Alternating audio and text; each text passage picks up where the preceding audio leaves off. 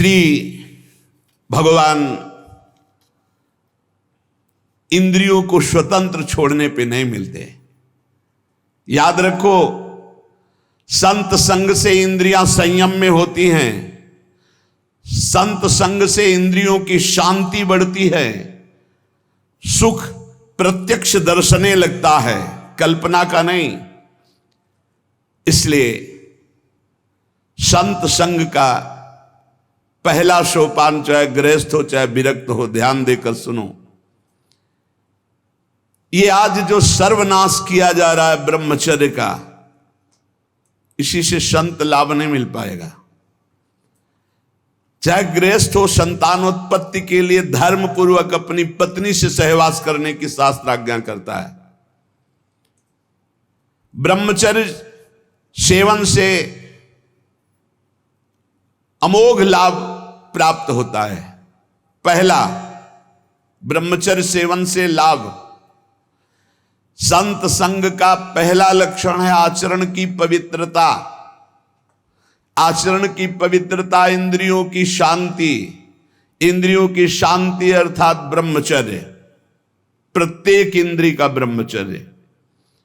ब्रह्मचर्य से तत्काल प्रभाव बढ़ता है। क्या? स्मरण शक्ति। बहुत ध्यान देने की बात है। अगर आपको भगवत स्मृति में डूबना है तो आपको ब्रह्मचर्य का पोषण करना पड़ेगा, चाहे जो हो। इसके बिना स्मरण शक्ति आपकी काम नहीं करेगी। स्मरण शक्ति बहुत प्रवीण, एक बार जो सुन लिया उसका सैकड़ों बार मनन हुआ, मनन होकर उसके आगे धारणा शक्ति। जो ब्रह्मचारी नहीं, स्मरण शक्ति नहीं होगी, धारण करने की शक्ति नहीं होगी, खोखला जीवन हो जाता है। स्मरण शक्ति, धारणा शक्ति और संकल्प शक्ति। इतने बजे जगना है, इतना करना है, ऐसे चलना है, सब होगा। और जब ब्रह्मचर्य नहीं तो चाहे 1000 बार संकल्प करो, तुम्हारे काम में नहीं आएगा। स्मरण शक्ति, धारणा शक्ति, संकल्प शक्ति, इच्छा शक्ति जिसे कहते, और उत्साह शक्ति और शरीर शक्ति, ये शक्तियां उसके अंदर प्रकाशित होती हैं जो ब्रह्मचर्य का पोषण करता है।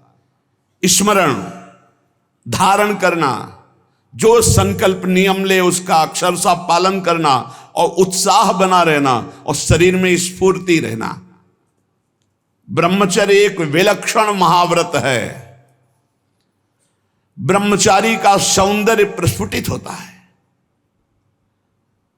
एक नूर उसके चेहरे पे झलकता है जो ब्रह्मचर्य को धारण करता है। एक नवीन आकर्षण, बालवत चेहरा, एक आकर्षण होता है भागवती। और जिसका ब्रह्मचर्य पुष्ट होने लगता है, उसके शरीर से सुगंध आने लगती है। सुगंध, जो भोगी पुरुष होता पास से निकल जाए तो दुर्गंध निकलेगी, और जो ब्रह्मचारी होगा तो उसके शरीर में सौरभ होगी।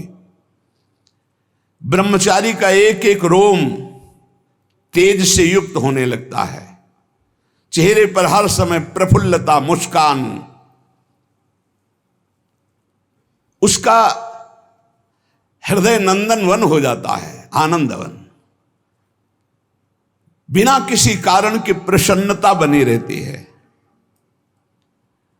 शरीर अगर किसी असाध्य रोग से युक्त है तो भी उसके विचार कभी रोगी नहीं हो सकते, विचार स्वस्थ रहता है। और जो ब्रह्मचर्य नष्ट करता है, स्मरण शक्ति नष्ट, धारणा शक्ति नष्ट, इच्छा शक्ति नष्ट, उत्साह नष्ट, शरीर शक्ति नष्ट, सिकुड़ा हुआ मुंह, खिन्न मुंह, देखने से ही लगेगा पता नहीं कितना बोझा लादे हुए बैठा है दिमाग में। पथ्यास्यायी व्यायामी स्त्रीस्तु जितात्मा नरो न रोगी स्यात्। रोगी कौन नहीं है? बोले जो सदैव पथ्य का भोजन करता है और मित भोजन, हित और मित, शरीर के अनुकूल, साधना के अनुकूल, और थोड़ा भोजन करता है, पथ्यास्यायी। दूसरा व्यायामी, रोज सत्संग में घुमा घुमा करके, चाहे आप 15-20 मिनट ही करें, व्यायाम करें। 2-3 किलोमीटर आप दौड़ो, चलो बाहर दौड़ने के लिए, नहीं तो ऐसे यंत्र चल गए, ट्रेडमिल, ऐसे यंत्र चले हैं, उसी में दौड़ लो। नहीं ट्रेडमिल तो दौड़ लगाओ। शरीर को एक बार पसीना पसीना करो, थोड़ी सी बैठक, थोड़ी सी डर, थोड़ा व्यायाम करो। ये साधना के लिए, भगवत प्राप्ति के लिए कह रहे हैं, कोई कुश्ती लड़ने के लिए नहीं कह रहे। ये जरूरी है। पथ्यास्यायी, पथ्य का भोजन, मित भोजन करने वाला, और व्यायामी। और स्त्रीषु जितात्मा, स्त्री शरीर है तो पुरुष की तरफ नहीं, पुरुष शरीर तो स्त्री की तरफ नहीं। जितात्मा, आकर्षित ना होना। नरो न रोगी स्यात्, उसे रोगी नहीं कहते, भले वह साध्य रोग से ग्रसित हो। और अगर ये नहीं है तो वो रोगी ही है। आज नहीं तो कल पता चल जाएगा कि वो रोगी है। साधना करने वालों के लिए इंद्रियों को पावन करना, इंद्रियों को संयम में रखना बहुत आवश्यक है। मन के गुलाम, इंद्रियों के गुलाम, स्वेच्छाचारी भोगों की दुर्दशा में पड़ा हुआ मनुष्य है आज। असंयमी मनुष्य का मन और मस्तिष्क, ध्यान से सुन लीजिए, असंयमी जो अपनी इंद्रियों मन को मनमानी लगाए हुए है, उसका मन और मस्तिष्क और हृदय सड़ा देते हैं, जीवन को सड़ा देते हैं। मन और इंद्रियों को संयम में रखकर भगवत चरणारविंद से नहीं जोड़ोगे, सड़ा देंगे तुम्हें। तुम्हारे अंदर ही इतनी सोच गलत कर देंगे, जलोगे। जो ब्रह्मचर्यहीन है, मनमानी आचरण करता है, ध्यान से सुनो। पहला लक्षण अशांत, दूसरा कहीं मन न लगना, अस्थिर चित्त, तीसरा अस्वस्थ, चौथा मलिन स्वभाव, हीन स्वभाव। किसी भी कार्य को कह दो सबसे पहले ना, उत्साहहीन, हर कार्य के लिए बोझा मानना, ना कर देना, सदा के लिए भय का डेरा पड़ जाना अंदर। ये देखो शास्त्र है, ये महापुरुषों के द्वारा लिखा हुआ, जिन्होंने अनुभव किया सबके मनों में अपने मन को मिलाकर। इंद्रियों का जो असंयम है वो हर तरह से मनुष्य को नष्ट कर देता है। लोग अंदर का सुधार नहीं करते। जहां जहां असंयम है वहां वहां अशांति है, दुख है, बेविचार है। संयम विहीन जीवन शुष्क, उदासहीन, पशुवत जीवन है। पूर्ण ब्रह्मचर्य तो देश का, समाज का, आत्मा का, सबका परम लाभ, अपना परम लाभ। चाहे गृहस्थ हो चाहे विरक्त, जरूरी है अपनी शक्ति को नष्ट करना, आवश्यकता के अनुसार धर्मयुक्त प्रयोग तो ठीक है। हम तो प्रणाम करते हैं उन गृहस्थों को जो गृहस्थ होते हुए ब्रह्मचर्य का नियम वृंदावन में लिए हुए और दूर दूर जगह देशों में रहते हैं और ब्रह्मचर्य का नियम लिए हुए। एक तो परिवार अमेरिका में है, आए हुए हैं कुछ समय से, भी हम वृंदावन में सत्संग में भी होंगे। सब सुविधा, अमेरिका जैसे देश में रहने सब सुविधाएं, और बड़े ही सरल सात्विक वृत्ति से, और हितधाम में कसम खाई थी ब्रह्मचर्य की, कि हम दोनों मिलकर के कसम खाते हैं कि आज के बाद ब्रह्मचर्य रहेंगे। कैसा जीवन! अपने तो कितने ऐसे परिवार हैं, हम तो उनको प्रणाम करते हैं जो एक साथ पति पत्नी रहकर संयम पूर्वक जीवन व्यतीत कर रहे हैं। बलिहारी भगवान की असीम कृपा है, जिसके संग का डर बना रहता उसी संग में रहकर दोनों निकल गए। कितनी बड़ी हेतु की कृपा! यह है आश्चर्य, यह है आश्चर्य। रात दिन एक साथ रह रहे हैं, फिर भी कसम खा के ब्रह्मचर्य रहे हैं। कितनी अपार कृपा श्री जी की! कैसा मन कर देती है श्री जी, नहीं तो बहुत कठिन है, बहुत कठिन है। वही जानते हैं जो इस मार्ग में चलते हैं। जो आचरणहीन है, जिसका भोजन ठीक नहीं है, अब लाख बार कहा जाता है सतोगुण भोजन करो, सात्विक भोजन करो। बाजार का ये अमुक चीज आनी चाहिए, कितने ऐसे बाजार की पैकिंग की चीजें निकलते हैं जिसमें कीड़ा रेंगते हुए चलते हैं। आप फिर पता नहीं कौन सी बुद्धि लोगों में फैल रही है कि घर का दाल रोटी बना करके नहीं खाएंगे, बाजार का आना, ऑनलाइन आना चाहिए। ऑनलाइन में हो जाओगे, हाँ ऑनलाइन में चले जाओगे। बहुत समझो सावधान, खान पान नहीं तो ऑनलाइन में बुद्धि घूमेगी। श्री जी में चित्त लगाने के लिए थोड़ा ऑनलाइन से हटो, थोड़ा सा अपने चित्त को सुधारो। हम कह रहे हैं जबान में अगर सात्विक भोजन केवल जाएगा तो भजन में बहुत रुचि होगी, संयम से रह पाओगे। ये बावरे नहीं थे पुराने संत महात्मा जन की जो सात्विक ब्रजवासियों का अन्न या भिक्षान्न या सात्विक, देखो 10 दिन केवल देखो, शुद्ध दाल रोटी पाओ, मूंग की दाल वाली रोटी पा लो, फिर आप देखो भजन करके, और 2 दिन जरा इधर उधर होटल का पा के देखो, फिर देखो कैसा है।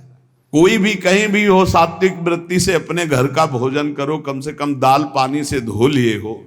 और वैसे तो शुद्ध क्या रह गया, इतने केमिकल गेहूं में डाले जाते हैं, वो सब आकर के शरीर के ब्लड प्रेशर को, हृदय को, कई तरह के रोग पैदा करें। अब किसको किसको समझावे। गाय के गोबर आदि से जो फसल होती थी, बहुत 8 मन या 10 मन होते थे। हम किसान के घर में पैदा हुए तो हमें पता है। अब 40 मन 50 मन होती है।